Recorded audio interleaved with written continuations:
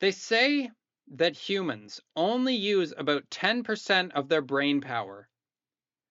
But yesterday, I did a stream in which I played 3 consecutive games where I believe I unlocked the other 90% of my brain power. In this video, there's going to be brilliant moves, there's going to be sacrifices, and it's just going to be super epic, especially the last game. So, yeah, you're going to want to stick around for the whole video. Trust me. Anyways, without further ado, let's get into the first game. So this first game was a very intense back and forth. And honestly, I probably should not have won this game. Like, the only reason I won this game is because my opponent made one critical error, and other than that, he was completely winning.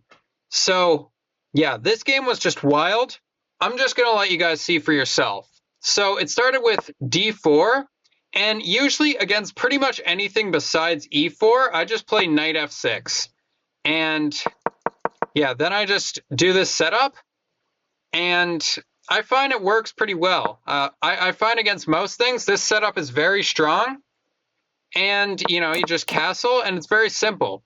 You know, you can kind of play it the same way every time. I would definitely recommend this setup to, like, players of any level, but I digress.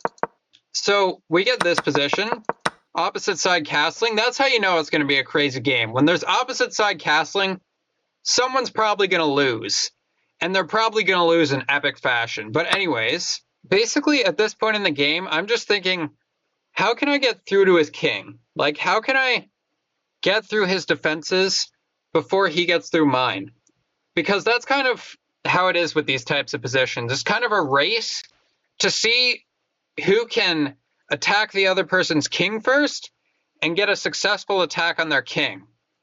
So I went rook to b8. As you can see, he's currently winning on the evaluation, but you know, it's not that easy because I've got all these open files towards his king. So I went queen b6 here, and I'm basically just trying to give the threat of, like, maybe checkmating him or something, or maybe getting in somehow. But he's not going to fall for that. He plays b3, so I played rook to c8, lining up the daggers onto his position. So apparently knight back to f6 here is just completely crushing for black. However, this is where I make a very big mistake, and I don't know what I was thinking here. Okay, I do know what I was thinking here. What I was thinking is that after knight takes on b3, and a takes b3, and queen takes on b3, I thought, that looks pretty good, you know? I am down a piece, but I've got, like, all these guns pointed straight towards his king. What I did not realize, however, is that the queen also looks at b3. So I literally just completely missed that the queen sees this square, which is just wild. I can't believe I missed that. But anyways, so I play knight takes on b3. He takes back with the pawn, and now he's just winning. I give a check just out of desperation. He goes king b2. And here I'm like, I don't want a queen trade, and that's a check. So I'm just going to play f6 to make sure he doesn't check me. That's basically all I was thinking there. But I didn't see that I hung my knight. So he was able to take my knight, and now he is completely winning. He's completely crushing as long as he can just keep it together. But he did not keep it together, guys. The position was hanging on a knife's edge, and he was not able to keep it together. So in this position, I sacrificed my rook. Not a brilliant move. It's like an okay move according to the engine. So yeah, he takes, I give a check, and then the checks happen. And here, with mate on the board, like, you can go probably to any other square and be fine, but no. He plays the wrong move. He plays king to f4, and now he's just losing all of his advantage, because after I give this check on e5, he has to move his king to the g file, which severs the connection between the rook and the king, and that means that I can now just take his queen, and now I'm the one who seemingly has the advantage. According to the engine, he's still winning, but I guess just a psychological element of being completely winning and then losing your queen kind of got to him, and then he just starts falling apart. So I give this check. We're kind of getting in here. We're taking all of his pawns, and yeah, he just keeps blundering. Now there's this check, and it's a fork. Well, it's not really a fork. I can't really remember. Yeah, okay. So I played that check. He went rook there, and you know, I just start winning his pieces. This is where I played a brilliant move. I took the bishop because I realized that the bishop was defending the knight, and 2 pieces are better than a rook. So now I'm just up like 1, 2, 3, 4, 5 pawns. Now I just have 5 pawns, and he has no pawns. And it's 2 queens versus a rook. It's 2 rooks versus a queen, sorry. Now I'm the one who's winning, but as you can see, 28 seconds on the clock. I have 28 seconds to win this position. Can I do it? Can I do it? Well, let's see. Apparently I can, because as soon as I gave this check, he went rook g3. And if he hadn't played rook g3, this would probably be a very different story. If he hadn't played rook g3, which allows me to play h4 here, this probably would have been a very different story, because, yeah, now the rook's pinned. I'm just going to win a piece. It's looking like it's all sunshine and rainbows, but I've got 25 seconds, guys. 25 seconds. Can I do it in 25 seconds? Let's see. We take the rook, we give a check, and then we end up just trading the queen for the rook. And the reason is because I'm so low on time. I would rather have just king versus a bunch of pawns than queen versus rook, because it's just much simpler. I was, at this point, I was like, okay, I can do this with 20 seconds. So what he did here was a very good strategy. He knew I was low on time, so he just kind of gets into my pieces and makes it kind of hard for me to sort of coordinate here. So I come over here and I'm just like, how can I finish this off? Because I didn't really know like the fastest way to mate him. So what I ended up deciding on doing was just promoting another queen, and we end up just mating him. So that was a very nice game. That was, I don't know where that came from, that win. That win was just like the luckiest thing I've ever gotten in my life. Like he was completely winning for the entirety of the game. Like he's just completely winning. Like he's up an entire piece. I sack my rook and I just start giving checks, and he just did one wrong move and everything just fell apart. And yeah, we ended up winning all his pieces and winning the game in less than 2 minutes. The lesson for this game is be careful where you put your king, okay? Just because you're winning doesn't mean it's over, okay? You might have, like, what did he have? Like a rook and 2 knights or something? He had like an insane amount of material on me. But I still pulled through in the end and won the game with a checkmate. Now this game here was the one I played immediately after the previous game, and this game was a much different story. This game was much more under control on my part, and this was actually the game that brought me from a 1598 to a 1606 rated player. Let's get into it. So I played e4. He plays the Sicilian defense. So I went for this variation because I saw Hikaru play it once, and I've been playing it ever since. Anyways, we go for this, yada, yada, yada. And now, as you can see, I've got all my pieces looking at his king. I've got this, and I mean, I think this position is probably a lot easier to play for white, honestly. And I do have some like attacking possibilities here. But anyways, he plays h6 here. I brought back my bishop, and here's where he played a huge mistake. Whenever you have like your king over here in the corner, and like especially when I have all these pieces, and especially when the center's locked up like this and your queen like doesn't have any access to this file, you should not play stuff like this. When the center's locked like this, I don't know what you're doing playing g5. Like that move makes negative sense, okay?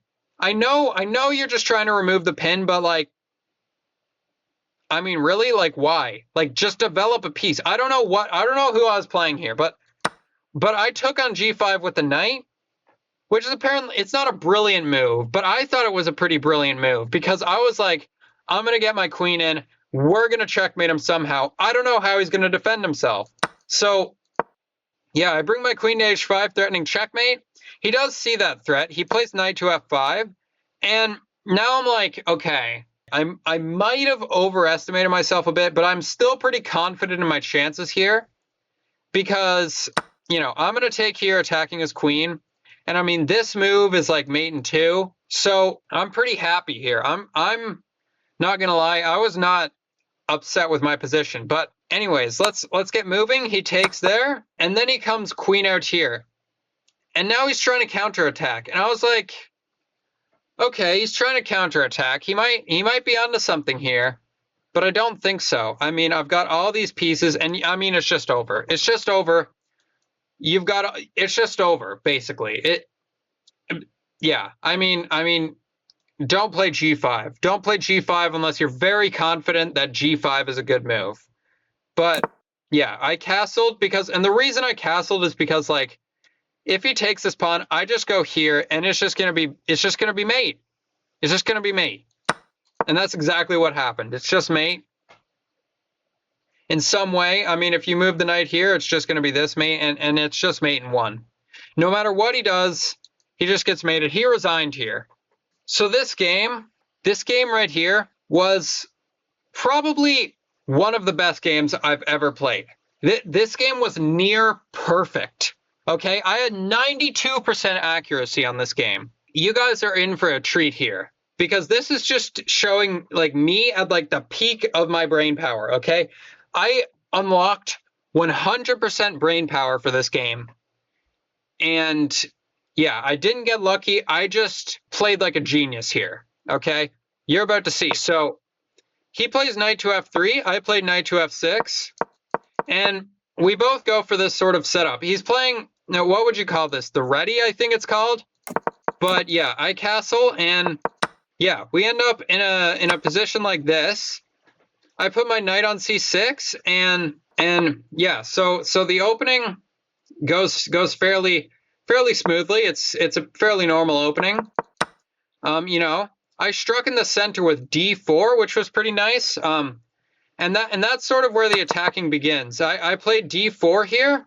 This is where this game starts to go hog wild, okay? I like this position. I've got f5 in the future. I like where this is going. So he plays bishop c5, attacking my rook. I played rook e8, and now I've got the guns in the center. And I think this position is pretty easy for black and pretty hard to play for white. He ends up playing a slight inaccuracy here, I think, because yeah, now I just start kicking his pieces away. And now I've got this beautiful center here. I've got all my knights here in the center, and I've just got a very nice position. And let's see if he's able to hold. So I played knight back to f6 here. And the reason I played that move is because now there's queen takes on d3, and there's also e4 here, and both those moves come with some ideas here. So yeah, that's the thing about this game. You play with purpose, okay? Play your moves with purpose. You need to think of at least 2 reasons to play a move in the opening before playing it, especially if you're moving a knight backwards like this. But I had my reasons, okay? So he played queen b3 check, which was a pretty good move. You know, he's starting to get some counterplay here, and here I'm starting to get a little bit scared because I'm noticing that he's got these pieces looking at my queen, looking at my king, and it could go pretty bad for me pretty quickly. But I still liked my position. I was still pretty confident in myself to win this game, and yeah, I thought it was still pretty good for me, despite the fact he's got this. I mean, that's not really anything when you think about it. It's not much, I mean, in the grand scheme of things. But he takes here. I took back with check. And now I'm completely winning according to the engine. He goes king back. I took on d3, and he goes rook d1, defending his knight. So this is the point in the game where the wheels really started turning. Okay, so I wanted to play knight to h5, which is one of the best moves according to the engine, as you can see here. But the reason I did not play the move knight to h5 is because he had queen to f7, and I was just kind of scared of this move. I don't really know why. I mean, you can just go rook d8 here and be pretty good. But I wasn't really a fan of having his queen so deep in my position there. But apparently knight to h5 is plus 4.16. So it would have been a pretty good move. But either way, I played rook d8 prematurely. The reason I played rook d8 here is because we're attacking the knight. And I was thinking if the queen goes back here, then there's knight to h5. And it's much more deadly because he doesn't have queen f7. So yeah, he plays queen c2, and then I went knight h5. And the reason I played knight to h5 here is because I think I forgot to explain this. After I sack here, if he takes, I go check, and no matter where the king goes, well, I mean, he only has one legal move. I'm going to go queen to g2, which is going to be checkmate. But yeah, either way, he plays bishop e7, which is kind of a final effort to stop my attack. And the reason bishop h7 or e7 is pretty good here is because he's attacking my rook now. And if I were to sack here on g3, then after bishop takes here, suddenly my rook is under attack. I didn't see that this was checkmate though, so I probably could have just this probably still would have been a brilliant move. Yeah, this still would have been a brilliant move because there is this just this mate here. But so I played rook d7, which is, you know, not a bad move. I mean, it's not too bad according to the engine. But he plays bishop back to g5, and now I can finally sacrifice my knight. And yeah, there's just nothing he can do here. This is mate, takes, and you get mated. And he ended up going wrong. He ended up playing bishop back to e3. He saw the mate after he takes, but he did not see this checkmate. And yeah, that's how I won my near perfect game. You know, I at the time I thought this was a brilliant game that I had played, and you know, looking back on it, it's not quite as good as I thought in my head because I did miss that brilliancy a little while ago. But, you know, I thought 92% accurate is still very good. And yeah, this game was executed with amazing precision, and I'm still very proud of this game. So if you made it this far in the video, I just want to say thank you. I appreciate you. You are an absolute legend. If you enjoyed, be sure to like, comment, and subscribe. And yeah, be sure to catch the next stream on Friday. I stream every Friday, Saturday, and Sunday. So be sure to catch those when they happen. And yeah, you'll get to see some epic games like this. Join the Discord server, link in the description. And yeah, thanks for watching. Peace out.